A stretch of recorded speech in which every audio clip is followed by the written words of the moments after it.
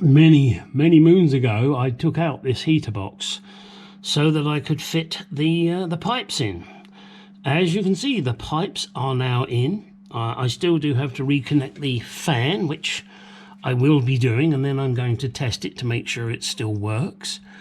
I gotta say, it's a real pain in the ass getting this heater box back in, because there is 1, 2, 3, 4, 5 instruments, and that's not the correct word for them, but on the MKII that's what they call them, little rubber thingies with a thread.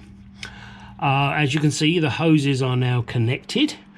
That hose number, by the way, part number AS12746, it's the same part number for both of those hoses.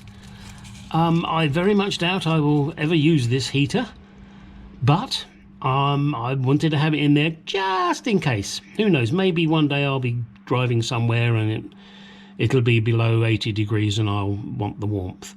I've refixed the cable here, held that out of the way. What else have we got that's news on this? Oh, I've got to I've already put that on there, haven't I? Hang on, let's see, does that work? Yes. Now I used I don't know what you call them, a split pin?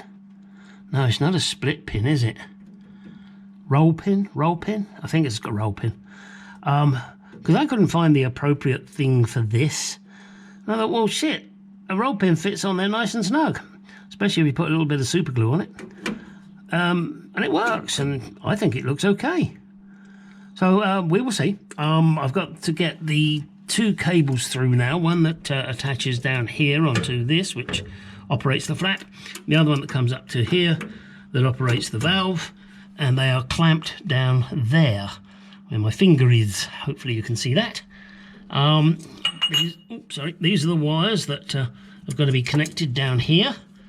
I've got to pull these up. I'm not sure which ones I need to pull up yet. I'll figure that out. Oh yes, over the other side on the it's not finished yet, but I just want to show you. They provided me, sorry, hang on a second. Finally, via S&G Barrett, Auto Sparks provided me with the cable that goes here to the brake fluid reservoir. It has a red with a green stripe and a black wire. The black wire will, God, sorry, I'm fighting shit here, will be going on here. And I think I've got this wire wrong. This red and green here, I believe, should be attached to the fluid reservoir, red and green. You may wonder why I'm prattling about with reds and greens. Well, because on the wiper motor, here's a red and green as well. But this is a red and green braided. This is a red and green braided. So I think it's a pretty fair bet that they go together, don't you? Even though the rest of these wires were plastic, I just feel that's how it should go. And that's what I'm going to do. And then maybe that will explain why the wiper doesn't work. Ha, ha, ha. And again, that's something else I'll be testing out in a moment.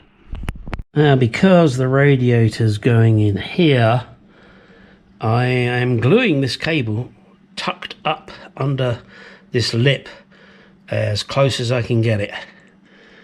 Now, as you can see, it's got the extra braiding, it's got the braiding, it's got the plastic sleeve on it, so that should, in theory, protect it.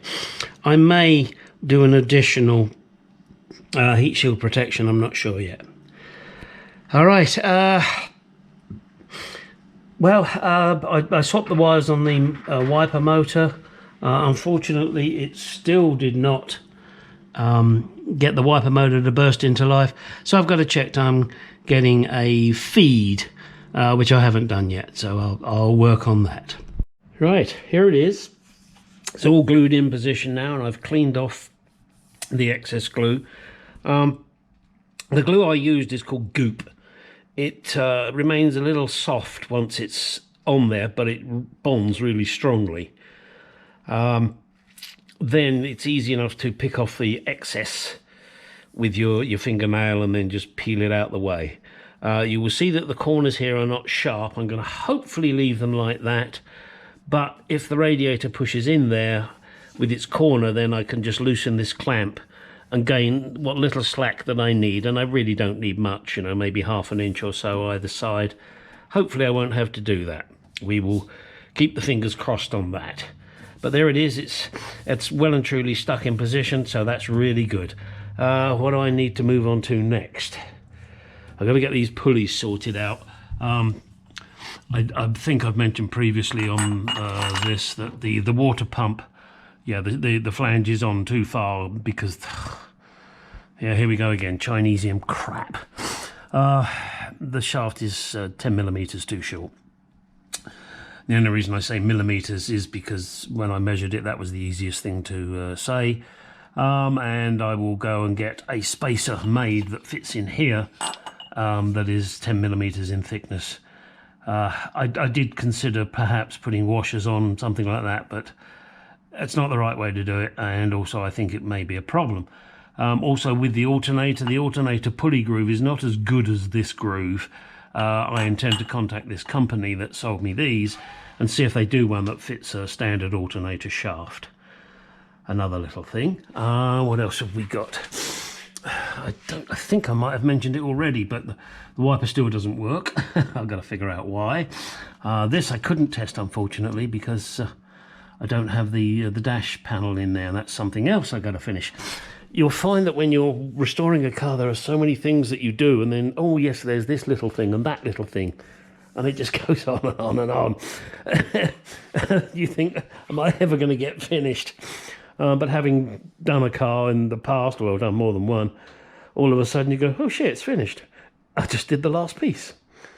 And then, of course, then when you drive it, you go, oh, I need to do that, I need to do that. And looking, as we're standing here, looking in the engine bay, I've realised that starter solenoid, yeah, well, I mean, it's great, it's period, but I need to run a wire from it down to the new high torque starter.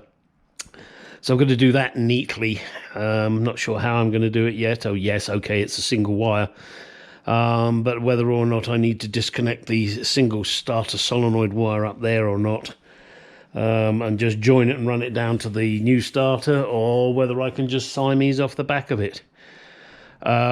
Something I've got to find out, because I've never put one of these high torque starters in before, and I wasn't expecting the problem that I have, so we'll be looking into that.